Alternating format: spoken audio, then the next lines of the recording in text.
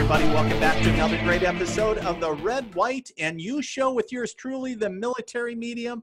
Today, I have a returning guest, our friend Jennifer Marshall. Well, if you don't remember, and maybe you didn't listen to the radio show, maybe you don't have a radio, maybe you live under a rock, but Jennifer is a proud Navy veteran.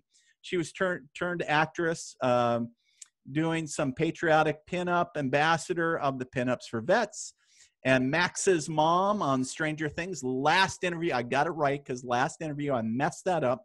And and you may have also seen her as Lieutenant Colonel Bailey in Hawaii Five-0, and in Timeless, and then also Game Shakers, American's Housewife, Colony, General Hospital, or Days of Our Lives, to name a few.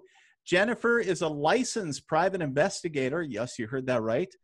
And who has her own company, Deep Source Investigations, and you'll see her hosting her own show, which is already passed, which was in the summer of 2019, which you might have watched, is Mysteries Decoded. Actually, last time we were just chatting, last time we did an interview, they were getting ready to do filming for that, so she couldn't talk about it. She was like, "Shut up, Dean." No, she didn't say that, but it was...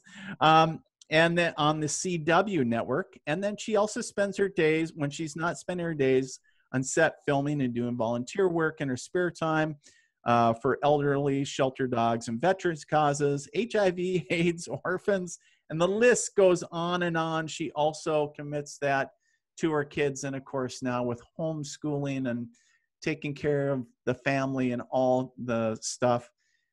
Jennifer, welcome to the Red, White, and You Show. Thank you for having me back. Welcome back, I should say. Welcome back. Thank to a little bit different format, but still the same crazy zaniness. Right. So a lot going on. Like I said, we were just chatting, which is funny because we figured out that your segment, even though I think we recorded in December or in January sometime, but it aired around sometime towards the end of January of this year. So on the radio show. And, you were getting ready to film some for Mysteries Decoded, I think it was. Yeah. And then, moving on. And then, of course, the pandemic, hello. Yeah. All the craziness, the zaniness of all that. One of the things that really, for those that don't know, obviously Jennifer's, a veteran, first off, but I love the work that you did. And I believe it was a PSA on what a female in the military is supposed to look like, right? Yes, I executive produced those. Yeah. Talk to us a little bit about that, because it's still today, and I know that was a project that you worked on several years ago, but even still today, when I watch it, I get chills. And I think it's just such a powerful message when it comes to women, and what a woman in the military is supposed to look like. Like a lot of people, construct this box and saying this is supposed to be a woman in the military. It's like, walk us through that project. So when I first got to Hollywood, people said, you'll get to audition for veteran stuff. That'll get you in the room. You'll get to audition for anything military, anything service member. And I would go in and audition. It would be kind of this entrance, into a casting office. But I would often get the feedback that I didn't look like a veteran. And that frustrated me so much, because I said, with all due respect, I appreciate the offer to be here, but what does that mean? And, most people would kind of, laugh it off or avoid the subject. But there was one casting director who said, more butch. And I said, well, women are kind of, in the military, kind of a microcosm of society. You're going to have, very feminine, very delicate, very butch. You're going to have anywhere in between. So I appreciate being here, but I think you need to reevaluate what you think a female veteran is. So I remember it was probably the 6th or 7th time I had heard, thank you, bye-bye. And I walked to my car and I was pissed. And I started crying because I was so angry. I said, you know, I prepped for this audition. My acting's where it needs to be. My choices are where it needs to be. And then I'm hearing that I don't fit their ideal, which is kind of just spitting on someone, you know, oh, Right. thank you for your Right. service. But we're going to cast the civilian who, you know, doesn't never serve, but looks like what we Right. think. And so I called my husband and he listened, you know, as he does all the time. And he finally said to me, what am I going to do about it? Because you call me complaining every single time this happens, but you're not really doing anything about it. Mm. And I was like, yes, you're right. And I needed that kick in the pants. So I went home, Sure. I called my friend who's a director of photography, and I said, listen, we need to get together and do this. And I brought in women of all ages and races, ethnicities, Mm. and we talked about what it's like being a female veteran. And we wanted to do one PSA, and we ended up doing a series of 15. The one that you're referring to was the one with a lot of different female vets in it, but we Yeah. did individual stories for the other 14. Right. And then we went back and we filmed a second series. So the second series is in post-production, and the entire team was veterans. We had veteran sound, veteran editor, veteran director of photography, me as the producer. And I'm so, so glad that I did them, because I've gotten so much feedback from women who said, I felt invisible. Mm. Mm-hmm. You know, interesting. And, you know, there's so many dynamics when you start, what do I want to say, digging in that genre of females in the military, right? Not only allowing people or women to be seen in the military, but also it kind of speaks to, um, you know, what people perceive how somebody should show up, right? And I'm Yeah. obviously you've been an actress for quite some time. Do you see that a lot in the industry, as far as, you know, obviously when they write a storyline, I'm sure they have, and they envision this character in this role looks a certain way, they act a certain way. But do you find that in acting and film and TV, that you need to fit a certain, you know, template, so to speak? I don't really know how to address it, but you need to fit inside the box, so to speak. I definitely find, especially communities that Hollywood doesn't know well. Mm, So I'm 6 feet tall, and I play a lot of victim roles. So that's not necessarily, you know, the box that you would think. You would think would be somebody very petite, but right. I do play a lot of victim roles. So I can't say that it's widespread, but I can say that, you know, segments of society, they don't quite understand. The veterans, you know, veterans, for instance, I'll speak to that because that's what I know. But I'll go in and I started tracking all of these casting offices who were looking for veterans for these roles. And sadly enough, there were no, in the 50 something casting notices that I went through, there were no Asian Americans cast in any of those roles. Asian Americans serve proudly in our nation's armed forces. For men, it was pretty spread evenly over white, African American, and Hispanic who were booking veteran or military roles. But for women, it was disproportionately African American and Hispanic. Now, I think diversity is very, very important in Hollywood. I will always champion that. But there is something to be said. It's kind of a soft bigotry when they're saying, oh, well, you know, we only want ethnic people to play vets because that's what vets are. And I've heard this come from Mm, people. That's what military is. Because, you know, military, they come from socioeconomically depressed families. Well, sure, I can kind of agree with that to some extent. But there are plenty of white people in the United States that are also included in that socioeconomically depressed category. So I will call it out. I'm not so popular with that, but I will call it out and I'll say, listen, I do feel like that's kind of a soft bigotry that you think only ethnic people serve in the military. It's very much a melting pot, and that should be yes. celebrated. It cast who you want, but don't look at, Right. you know, somebody who's white and say, I don't think that you would serve, or don't look at somebody who's Asian and say, I don't think you would serve, or don't look at Right. somebody who's attractive and say, I didn't think you could Right. serve. Right. Well, and you know, you bring up an interesting thing, and a lot of people don't even realize that there are people in the American Armed Forces that aren't even citizens of the United States. And I Yep. know there's somebody listening right now, and they're going, "Whoa, whoa, Dean, back up." Like, are you serious? And absolutely, they're, you know, to a varying degree, because right, Yep. because sometimes they're required to get a clearance, and then to get a clearance, then there's requirements to be, you know, being a citizen. And but it was, I know that I've served with people that were not American citizens. Which is another sort of, people don't understand that. So when we'll send people in who have accents, they'll say, oh, they're supposed to be in the military. I said, again, there are people serving who are not citizens. My husband served for 23 years in the Navy, but the first 3 years he was in, he was not a citizen. My husband was not born in the United States. Right. So, people look at that. I remember there was a girl that my husband served with, and she was from China, and her English was, decent enough to be Yeah. in, but there were still a lot of things she was working through and trying to figure out. And that's okay. If she wanted to serve and she could serve, then that's great. But to say, well, that person's an immigrant, they probably wouldn't serve, or that person's not a citizen, it's just kind of, they don't understand our world. And that's why Right. I always champion, bring vets into your writing room, bring vets into audition, bring vets in as technical advisors, because how do you tell our story, profit off of our story, and not involve us in the Right, storytelling? right.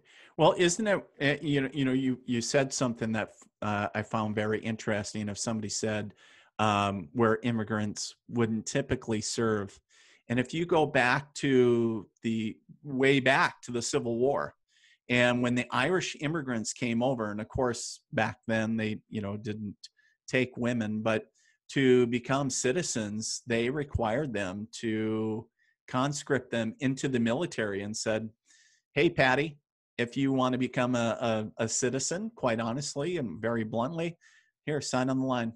All right, now you're a member of, now you're American. Congratulations.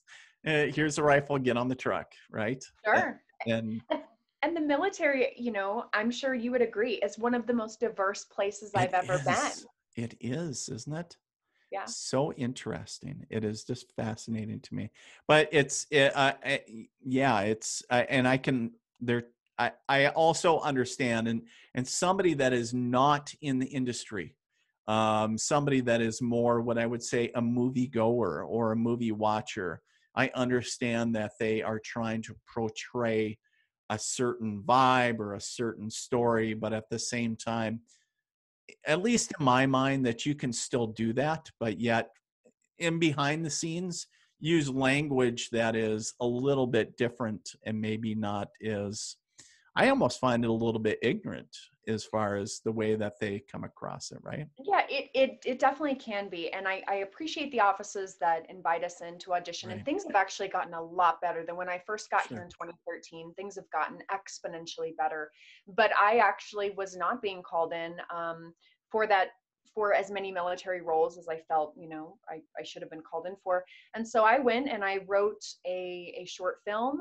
And in the short film, I was a lieutenant, and I went and I filmed a scene out of it. And right after that, my military auditions went through the roof. And I Nice. think it's because I, then they could see me in uniform, and they could Right. see, how I portray myself, and how I, or portray this character, and how I act, and, what my military bearing is. So I think it was easier for them to see that. But, I don't think every veteran should have to film that sort of, scene just to get in the room. And I have a friend who's transgender who auditioned for a show called Pose on FX. And, he told me I didn't have to do what you did. I went and auditioned, and I said, well, I think that's great. Don't get me wrong. I don't think you should have to create some scene so people can see you. I think that people should just say, okay, you're transgender. This show is focused on the transgender community. Yep. We're going to Yep. invite you to audition. Yep.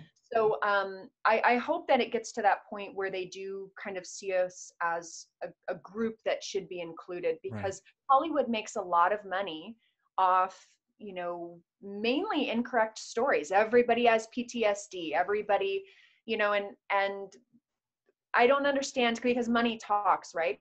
They've made so much money off portraying the military well. When they do it well, vets come out to support it. The community comes out to support it. So I hope that maybe the money can lead them to think, okay, maybe we shouldn't invite people in, because the storytelling is better, and it's more accurate, and Mm. it's more fair and indicative of our population. Jennifer, do you feel that it's also kind of indicative the subculture within the industry is changing because there are more veterans now in the industry with VME and I mean so many other veteran organizations that are in a sense embedded, whether in the writing or in the pitching or production, even producers themselves.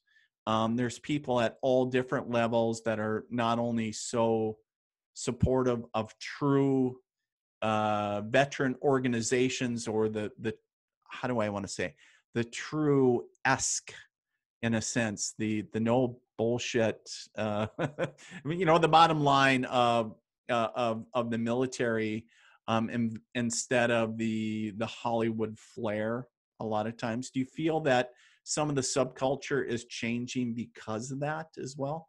I feel like three things have made it change. One is how loud veterans are on social media. When they like something and it's Sure. portrayed correctly, they'll share it, they'll love it. When it's not, they will let you know in the comment section how jacked up it is, how screwed up it is, Yeah. how it's a shit sandwich. They will let you know. So I think, you know, social media Yeah. is a great kind of barometer for how Yeah. well something is portrayed. And I think that more veterans coming into the business and more resources available to veterans has also been a huge boon. And I also think those of us who have been able to come to Hollywood and book, whether it's, you know, book as an actor or work regularly in a writer's room or get a directing fellowship, those of us who have been able to break through, a good percentage of us, I'd say maybe 30% of us, 30% of us are very vocal. We're very vocal about bring veterans in. You don't have to give a veteran a job, but at least give them the opportunity to audition or interview for that job. Right. When I produce, I bring veterans on my set. And that's what it takes, is people coming in and being the change that they want to see, because it doesn't make any sense for me to publicly advocate for the inclusion of veterans, but then when I go on set and it's all civilians, I go, oh, okay, that's fine. No, I've pushed the envelope several times where I've said, I want a veteran in one of these positions. And unless you can tell me that someone isn't qualified, that person needs to be hired, whomever it is. So I think that's really important, is to advocate for your fellow vets. Now, there are people, you know, they come here and they say, well, serving's only a part of me and I'm not interested in doing that. And, you know, no shade to them. If they're not interested in doing it, that's fine. But part of what makes me feel okay as far as being in this career, you know, Hollywood is notorious for its lack of morality. That is really hard for me to kind of justify. How do I stay in an industry where I feel like I'm not helping people? Mm. When I can help other veterans get hired, that is absolutely helping people. And that's what I want to continue to do. So for me, I can't be in Hollywood without doing that. Well, the piece that I love with you is instead of getting frustrated and giving up, you got frustrated. And in a sense, like your husband said, well, what are you going to do about it? And so where, you know, you collected up your posse that, you know, the old adage, be the change that you want to see. Mhm. And so, and creating in a sense that change, that saying, you know what, damn it, you know, I know the people, I know the resources. Let's do a project that is going to make a statement, make a change, or start a small movement or whatever. And so I love that. And I just got to say, great job on that. And you know, obviously you can feel the no bullshit approach. It's just it comes from the heart, right? It's just like you said, veterans are going to call it, whether they call it it's a shit sandwich, I love it, Mhm. or whether it's just like, oh my god, I love it, because it's honest feedback and it's not filtered. Yeah. And you know, and people can tell. I do want to share a quick story that I think you would find pretty Yeah. interesting. So I was hired to technical advise for the series finale of Veep, and I don't know if you've watched Veep, but spoiler alert, fast forward 30 seconds if you haven't watched it. So in the end, Julia Louis-Dreyfus, she passes away because it's in the future, and we have a military funeral for her. So they contacted me and they said, we want to make this happen. We hired a bunch of extras, and I said, ooh, that can't happen. You can't teach extras how to be military and military funeral detail like that. That can't Right. happen. Right. So they said, well, you know, do you think you can get some people together? I said, yeah, absolutely. So we sourced some people. We got to set, everyone's looking really squared away.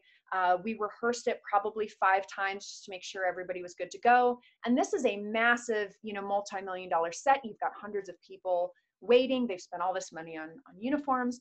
And so we're standing there and we go through the scene, and I'm standing there with the executive producer and with the showrunner and the director. And we go through the scene twice. That's it. They had allotted a certain amount of time for it, which was much more than 2 times. Mm-hmm. But they went through and they said, wow, that looks sharp. That's on point. Everything. We were done after 2 takes. That's it. Wow. And I just thought, if more showrunners and if more directors knew what a money saver and a time saver it was to do it right, because if you watch that scene, everybody's in step, everybody's turning at the same time, everything is the way that it should be. And I always tell people when they say, well, we don't want to hire a technical advisor, we don't want to spend the extra money, do it, because you're either going to spend the extra money before making it look good, or you're going to try to fix it in post-production, you're going to try to scramble it, or you're just going to get burned on social media because it looks like a pile of steaming garbage. Right.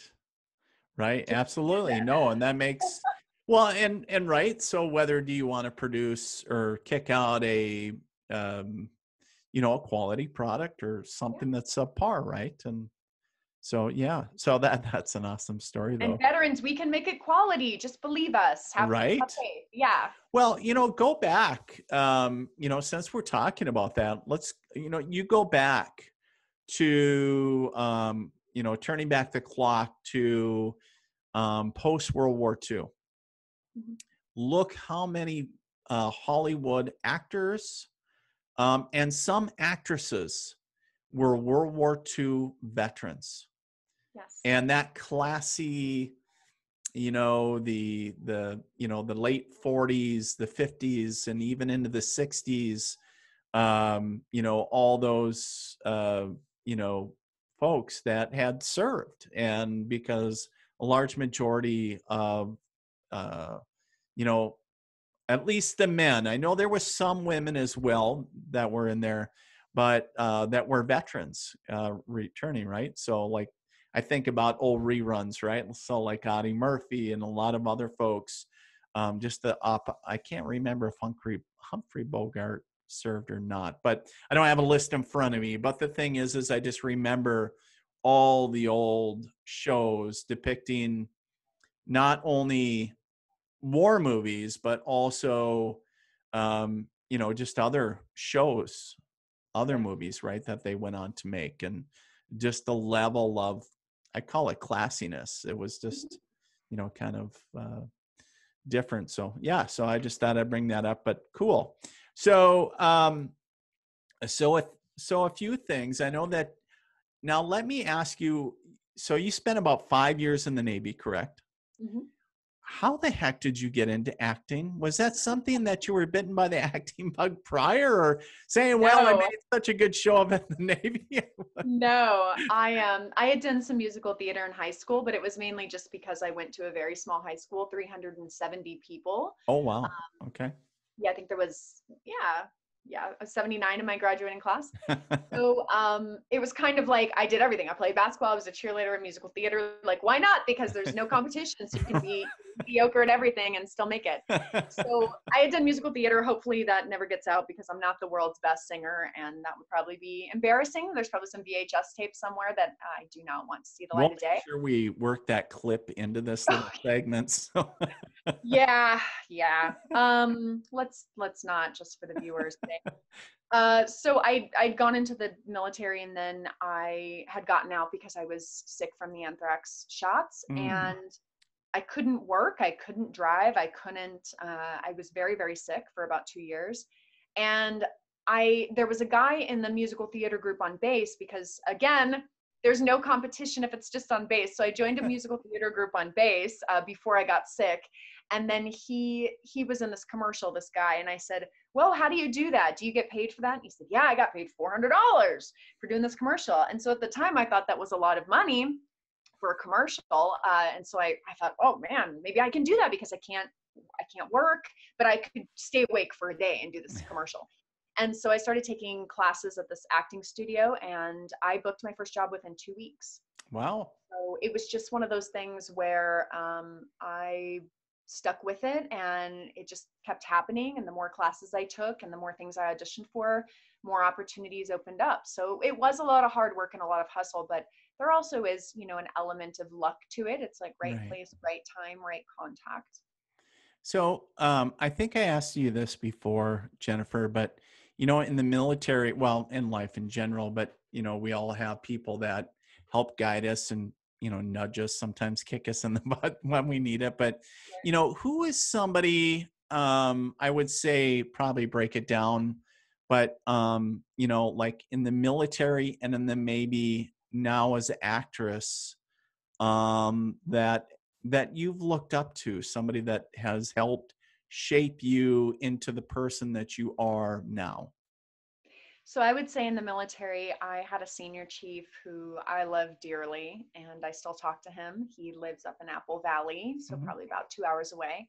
I love him to death. He's known me since I was 18 years old, and we've stayed in contact. And he led by example, and he showed me what kind of leader I wanted to be, and that's always stuck with me. Mhm. So I would say that is probably the most influential person that I served under in the Navy.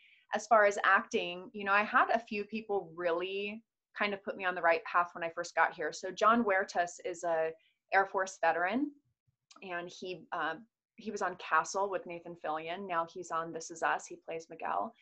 And John, I had won a mentorship with him through a nonprofit. It was a one-day mentorship. I went to Castle. I went to the set of Castle. We were in his trailer. We had dinner before that, and he during the dinner we kind of talked about where I was and where I wanted to be, and then we ended up going to set, and I was there all day with him, and I learned from him, this is totally attainable. You just have to know where you're at, where you want to be, and how to get there.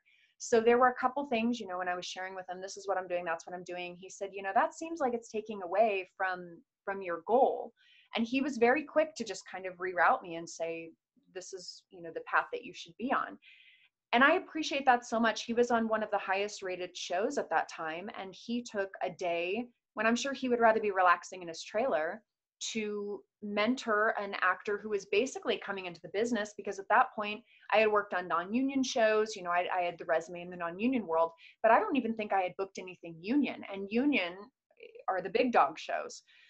So I was very much kind of green to Los Angeles, and that was super helpful. I have another friend named Tucker Smallwood who was on Star Trek. He was in a movie called Contact with Jodie Foster, and he's been a working actor for 40 years. And that's really helpful when I get to see veterans, Mark Valley, who was on Boston Legal. I get to see veterans just killing it, veterans who have been here and veterans who are booking things outside of military and veteran roles. That's what you need to see, because if you don't see anyone in your position doing it, you're going to think that it's not possible, but it absolutely is possible. And that's why at the point I'm at now, I'm certainly not at the level John Huertas is, but at the level I'm at now, I want to help other veterans, because where would I be if I didn't have a veteran helping me? Right, right. Very cool. And in the fact, not only that, um, the piece that I love, not only are you an advocate for female veterans, but veterans as the whole, right? Mhm. Now, you speaking about that, you did some stuff. What was it? Pinups for vets, Yes. and that helps support a nonprofit, correct? So Yes. share So with us a little bit about that. yeah, so Pinups for Vets is an award-winning, congressionally recognized nonprofit. It is mainly female veterans. We do have some military wives or very supportive civilians, but it's mainly military, veteran women, and we dress up as World War II era pinup girls. Very modest, but very colorful and very indicative of that time period. And prior to COVID has unfortunately, shut a lot of this down, but we would go and visit veterans in hospitals and wounded warrior detachments and nursing homes. And that was always wonderful, because a lot of these veterans, they don't get visitors. So we Mm, would see people and we would be their first visitors for the day or for the week or for the month. And we sell a calendar available at pinupsforvets.com. The calendar has female veterans modeling as pinups. And the money that we make from that fuels our 50-state hospital tour and our veteran and troop initiative. So we travel all over the country, going in and visiting with veterans at their bedside. And then we also send care packages of appreciation to our troops who are serving overseas. And because of that, we've donated over $60,000 of equipment Wow. to VA hospitals and nursing homes, badly needed equipment that they couldn't get for whatever reason through traditional channels. And it is a very impactful organization. A side effect that we never would have thought would have come from the organization is, in the beginning, it was kind of just civilian models, whoever, it was volunteers. But as the years went by and more female veterans knew about the organization, it just kind of morphed into a female veteran organization. So some of my bestest friends from all angles of the political spectrum are in this group, and it has allowed us to reform this camaraderie that was so badly lost when we left the military, that we didn't have that anymore. So that's been a great unexpected side effect of volunteering with the group. Oh, that's very cool. How long have you been with them? I have been with Pinups for Vets 6 years now. Oh my gosh, time is flying. Wow. Wow. Yeah. Very cool. What if somebody wants to check them out? Do they have a website? Where do they go? Yes. So pinupsforvets.com. We do have some, if you know of a unit that would like something sent to them, contact us on the website. We'll do that. We do have some calendars left over because of COVID. We're not able to go deliver them in the hospital as we normally would. So if you have a unit, or if you have, a VA state home full of older vets, we can certainly do that. And we also have merchandise for sale, all sorts of patriotic things. So it's been, oh God, I can't say enough good things about the organization. I love it. Very cool. Very cool. And we'll make sure we have the website up here on the screen. So if people want to go check that out, so pinupsforvets.com, and you can check all that out. I want to shift gears a little bit, kind of delving into more of your personal life, maybe a little bit. How the heck did you become a private investigator? like Navy vet, actress? Like, how do you even step into that? Was that something like, I need to find out more about them, but well, as a mother, I've always been very naturally nosy and very good at uncovering my kids' plans and thwarting them. But I actually moved to Los Angeles to be a police officer. I didn't move to be an actress. I ended up having an injury in the academy, and then I was like, what do I do? I've only been a sailor and an actress and a college student, and these are not lucrative careers. So I had no idea.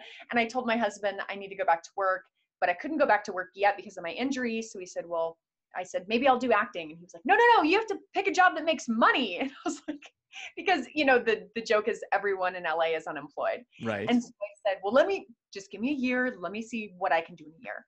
So we worked that out, and that's what happened. But, acting, even for the busiest actor, unless you're a series regular on a show, you're only on set probably 3 to 4 days a month.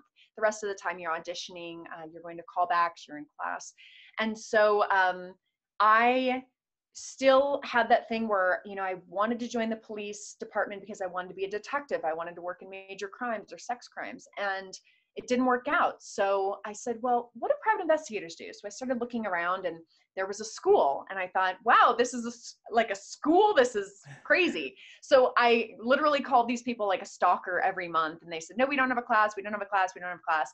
Finally, after 18 months, they had a class. Wow. So I took the class. The class was 6 months. It was twice a week. And that gave me some of the hours, but then I had to study under another PI because it takes 6,000 hours to get your license. Oh, wow. So yeah, it's very, very time intensive. So people say, I want to be a PI. And I'm like, what do you? Because it's 6,000 hours. So now I opened my own business last year, and it's really, really great. It's a career where I feel like I can help people, and it's super flexible. I can choose to take on a case or choose to pass on a case. During COVID, of course, business is slow because if you don't have a job, you don't have money to, PIs were fun money, whatever. Sure.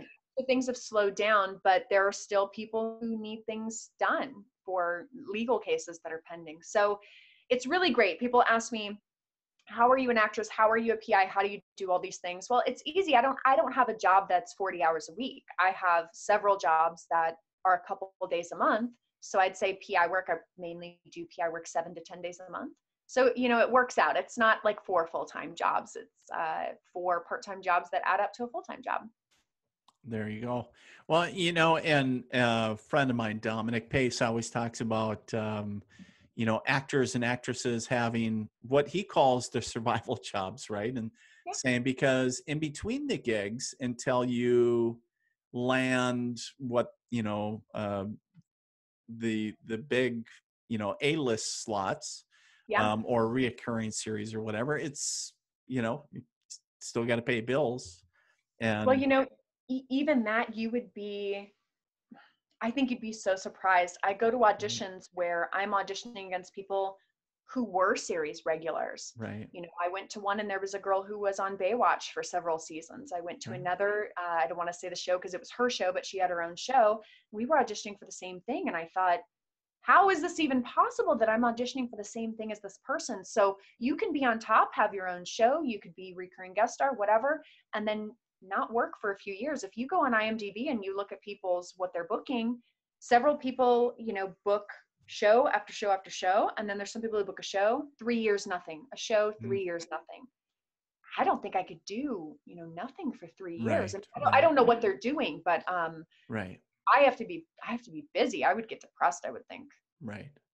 I haven't booked anything in 3 Well, years. you know what? It's interesting because I think for a lot of people, when they're on the outside looking in, all they see is actor or actress, and they were like, "Oh, they were in this show or this whatever," Mhm. but they don't understand that it's a perception of they see it's the iceberg effect, right? They see only Yes. this much, but this much way beneath the surface is like everything that's going on, and saying, yeah, that doesn't always happen. Like, there's a Yeah. lot of time of waiting and, planning and whatever, but saying, whether it's, doing other things to get you through so, you can accomplish your dream of being where you want to.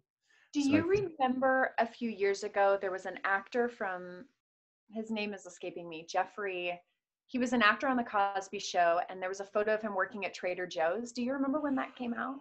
Oh, This woman had, yeah, I can't what is his remember last name? now. This woman had posted it. Forgive me, I haven't had my coffee today. That's okay. If I had my coffee, I would know it. Yeah, right. I had my Black Rifle coffee, I would know it. So, there was a picture that she had posted, and she had said something to the effect of how far he's fallen or something. And I was really pleased with what he said. He came out and said, I'm in between jobs. I'm supporting myself. I'm working.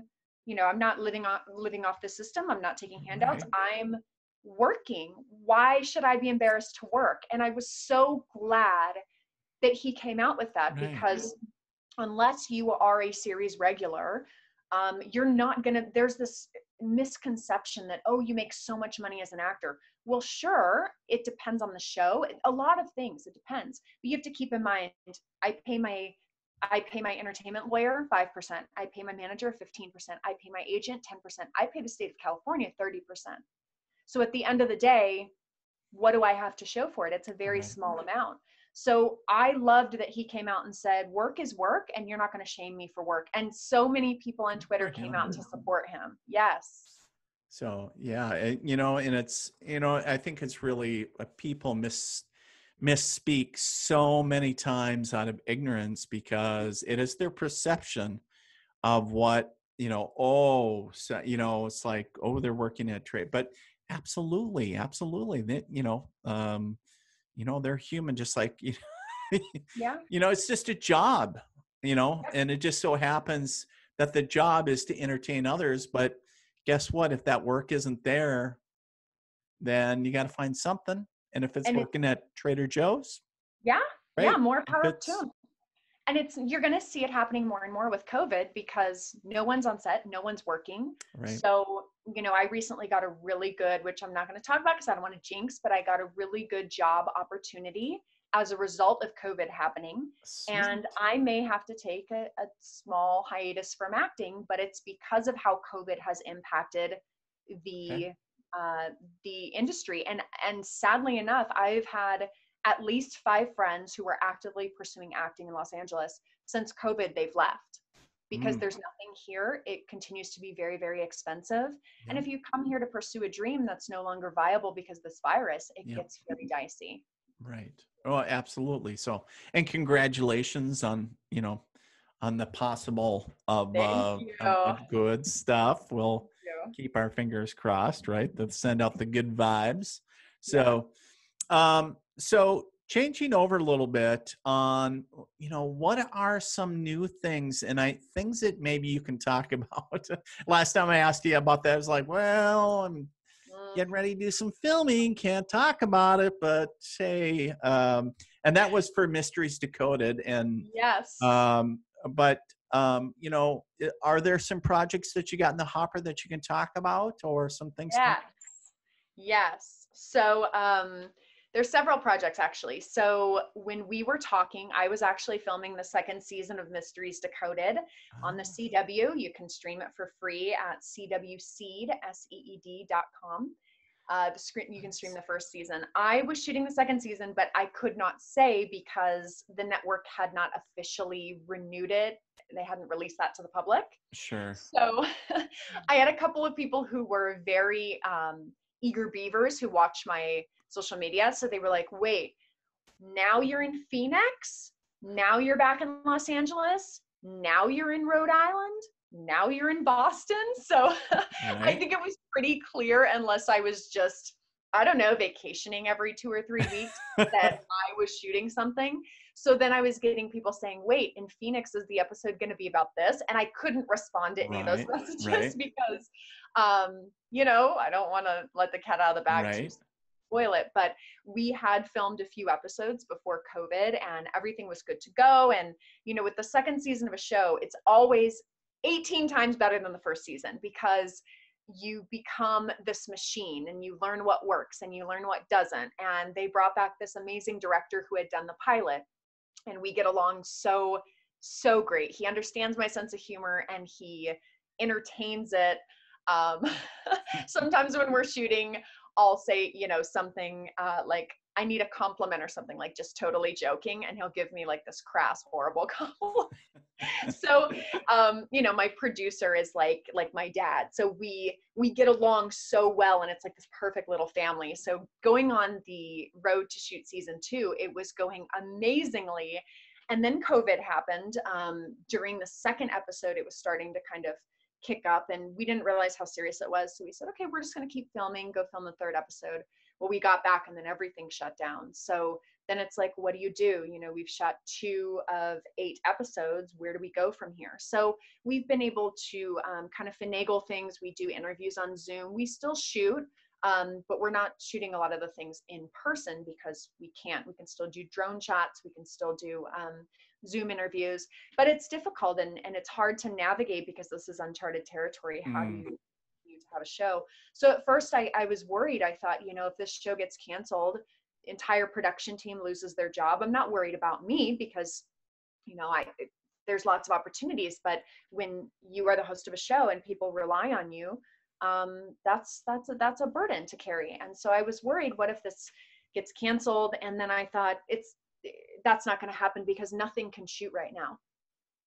Nothing. There's been 1 episode, I think it was of the show All Rise, that was shot completely Zoom. And I wanted that to continue, but it just doesn't seem like it's feasible or people want to do it. So it's going to be a lot of reruns this summer and this fall, but I am looking forward to getting back on the road and shooting. We have 2 more episodes that have been greenlit that are topics I'm really excited about that I can't wait for. And the 2 that we did shoot, some crazy stuff happened. So they'll make for really good episodes once released. So I got to ask you, with Mysteries Decoded, out of the episodes that have aired, can can you share with us a little bit some of the crazier maybe experiences that you've had when you were filming, like, oh my God, that's kind of freaky, or? Yes. Three things come to mind. So we were in Roswell and we were shooting, it was the pilot, but it really wasn't a pilot. It was just, it was supposed to be just an introduction to the series Roswell for CW watchers who didn't know what happened in 1947. That ended up getting good ratings. So we ended up being picked up for a full run, but that was never supposed to be. It was just supposed to be a 1 hour one-off, and then it did well. So we were in Roswell and we're shooting, and this guy comes up to us and he's like, "Hey, what are you guys shooting?" And of course we said we were shooting a documentary on groundwater, on well water, because if we said we're shooting it about the crash, the UFO crash that happened here in 1947, you get weird people coming out of the woodwork. So we told him that, and he goes, "Ah, that's good. Good thing you're not shooting anything having to do with aliens." And we said, "Well, what do you mean?" And he launches into this big story. And most people in Roswell have kind of spent their whole lives there. So he launches into this big story. And in a nutshell, he had basically said that the bodies that were supposedly recovered at that crash site were not alien in nature. They were actually from an orphanage where several of the children had been said that they had died due to typhoid or whatever was going through at that time, and several of the children had hydrocephalus, and they had used those children as kind of test pilots for this craft that the military was working on. So we were just like, Holy crap. Okay. And he said, "Why do you think the government allows us to believe that it's aliens? When does the government ever allow that sort of thing to go on? But they're letting us believe it's aliens because the truth is so much worse than that." And, who knows, grain of salt into what he said. But that was the very first day we were in Roswell. So we're like, wow. Okay, the government's putting disabled children and using them as test dummies. That is horrific. That's just a horrific idea, whether or not it's true or not. Right. And then another time we were filming Lizzie Borden in Fall River, Massachusetts, and we had these paranormal ghost hunter guys, and I was like, I don't believe in this stuff. When is this gonna be over? And I was kind of just going through the motions. And we're upstairs in the room where Abby Borden, Lizzie Borden's stepmother, was murdered. And so they said, "Well, Jennifer, get down next to the bed in the position she was murdered in." And I thought, okay, this is theatrics. I'm going to do this. And so I got down, and I'm just kind of like, come on, let's be done with this in my head. And they said, "No, there's something on the bed, and the ghost is on the bed, and she's coming down." And then all of a sudden, and I'm thinking they're full of it. And all of a sudden I feel a prick of static electricity in my side. And I stood up and I said an expletive, and I said, "We are done. We're done, because you only feel static electricity if you touch something or something else touches you." So I said, "We're done, we're done, we're done." So they had to calm me down, and then we ended up shooting the scene, and they cut all that out because they're not going to put me screaming expletives on the CW. Right. But there were several other things that happened where I was like, okay, overactive imagination. No, no, no, no, no. No, no, no, no, no. That house has some serious things going on. And then I would say, man, there were at least once an episode, there was always something kind of crazy that happened. We were shooting the Bigfoot episode, and the guy was trying to explain to me that he has a personal relationship with Bigfoot, and him and Bigfoot are like friends, and they spend time together. And it was just, I'm sitting there trying not to be rude, but I'm just like, I'm sure, but and where are your pictures? Where are your, okay, so you and Bigfoot just hang out. Do you guys go to the mall? Like, what do you guys do? So it's always like something crazy that's going to happen every Right. episode, and you don't know. And one thing I don't do in my show, I don't fake anything. Sure. So people say, "Oh, that was for the camera." No. And we did have one episode where there was a segment producer who was kind of trying to move us in a specific direction. I said, "Not going to happen. I don't do that, because it undermines who I am as an investigator." And so that was quashed real quick. So everything you see on the show is absolutely legit. So would you consider yourself the logical skeptic that goes in with more of a scientific approach, Yeah, and try to keep a level-headedness and not really be one way or the other, and saying, you know what, I'm going to stay as open as I can, but at the same, and understand that some stories and claims are pretty far-fetched, maybe like the guy that hanging out with Bigfoot, but would you consider yourself in that genre, like what I would call the level-headed skeptic, and trying to stay like there's got to be an explanation for this?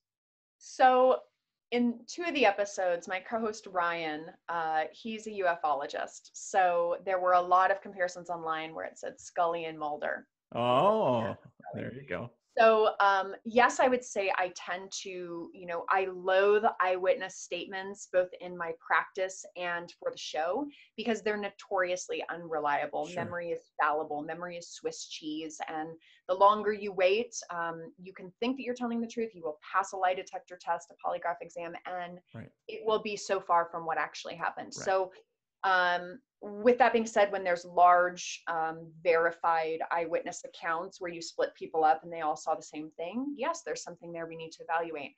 So I would say I'm definitely more level-headed. However, people have said to me, you tend to believe a lot of conspiracies for somebody being so level-headed. One, I don't tend to believe them, but I do give credence to some of them. And that's because people who say the government does not participate in conspiracies, I would say, well, really, what about the Tuskegee experiment? What about that? What about anthrax shots that were given? I'm a prime example of somebody who got anthrax shots, and supposedly it came out later that some of them were, tainted, whatever you want to say, tainted. Yep. And you look at Agent Orange. I mean, you look at all these things that the government tried to cover up. So yeah, I don't think that that's going out on a limb to say the government is less than truthful with us. But with that being said, I do look at everything. Well, and it's kind of funny that you bring that up. If you go back even in this show, episode 10, which aired the end of May, I had retired Air Force Colonel Randall Larson, who directed the documentary Black Hawk Down, The Untold Story. But he also did a documentary on, I think it was called The White Coats or whatever. And it was about the military test folks that tested chemicals or whatever. And I'm going to butcher it, but basically in the same thing. And that was more of, there was an issue of conspiracy theorists, but it's documented. It's like, this is not conspiracy. And there's a lot of crazy stuff that it sounds crazy, but it really happened and it's very well documented. And it's like, but people sometimes don't want to believe because it's like, oh my God, they really did that too. It's like, it's uncomfortable. But look at MK Ultra. People said the government is they're testing LSD on people. They're trying to see if they can use it for mind control. Everybody said, oh, conspiracy theorists. That was true. The CIA came out and said, we absolutely utilize this. So I don't understand why even now people say, well, conspiracy theories. Listen, look at the conspiracy theory. I think, there's fringe people who totally believe in conspiracy theories, and there's people on the other side who don't believe at all. The truth is somewhere in the middle. A conspiracy theory very infrequently comes from nothing.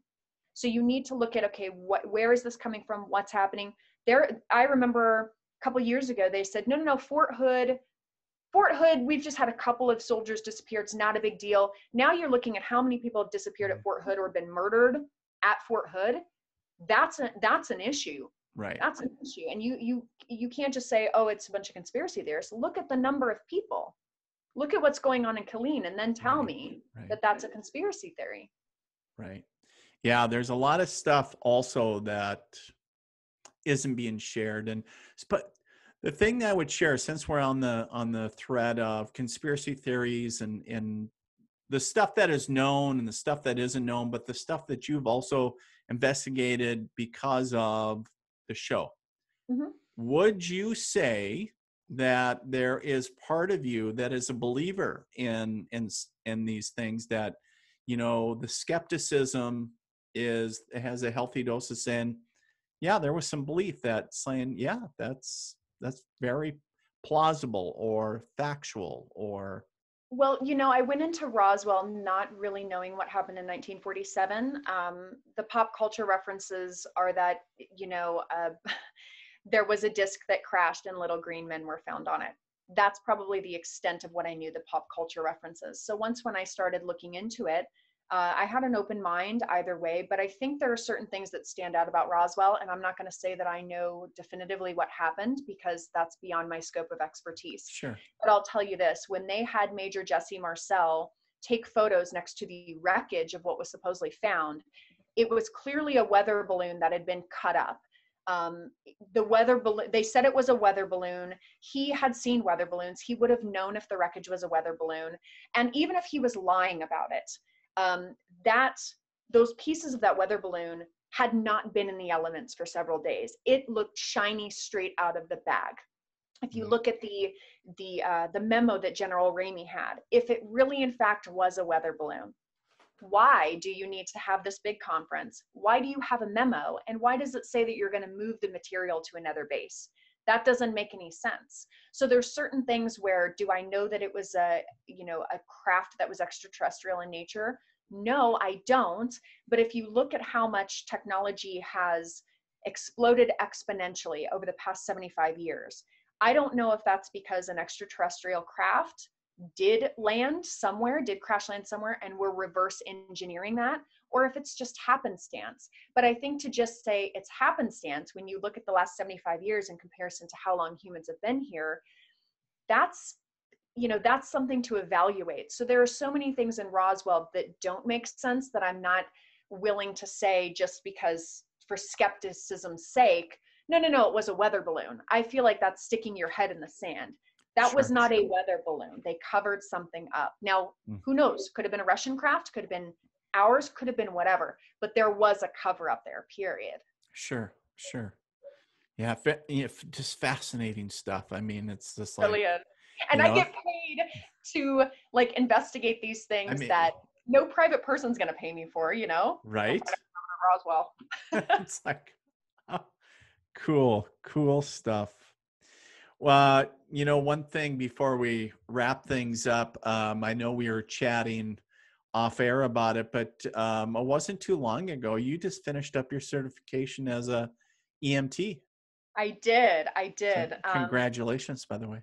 Thank you. It was one of those things where my son is very adventurous, and there was a time he climbed up on the ledge on the second story, and I thought and we found out after the fact because he went to retrieve a toy.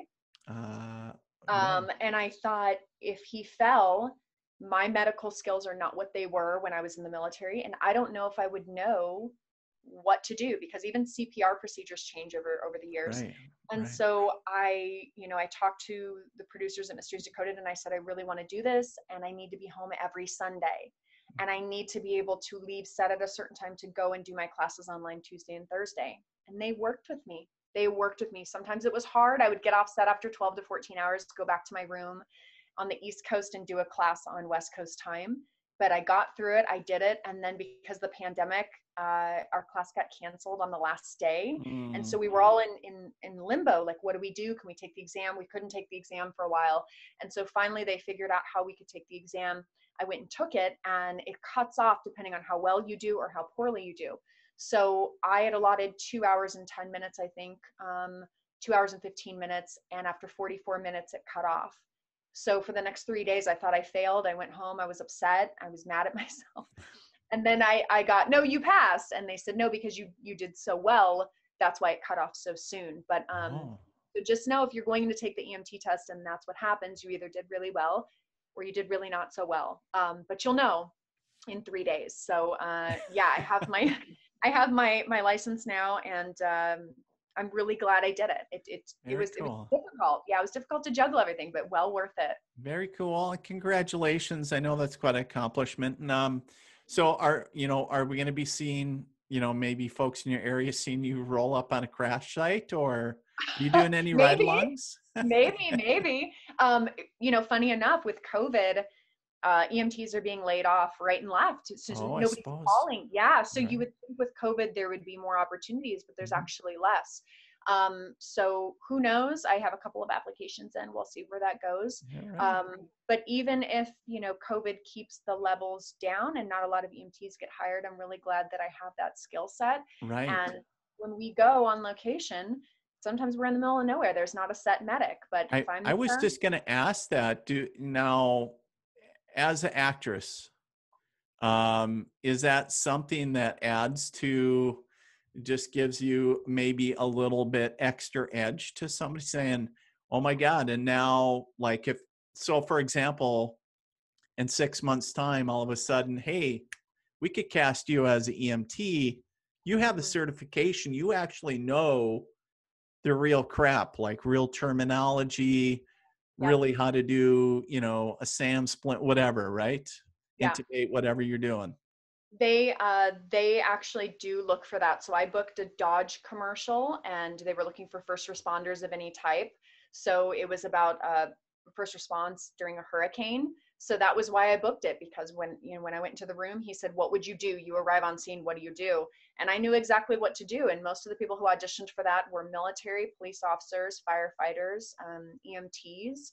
So it's very helpful, because when you go into audition for something, if you're just an actor and you don't have those skills, it's very evident that you're kind of bumbling around and you don't know what you're doing, as opposed to somebody who does it, every day, every couple of Every days, day. keeps those skills sharp.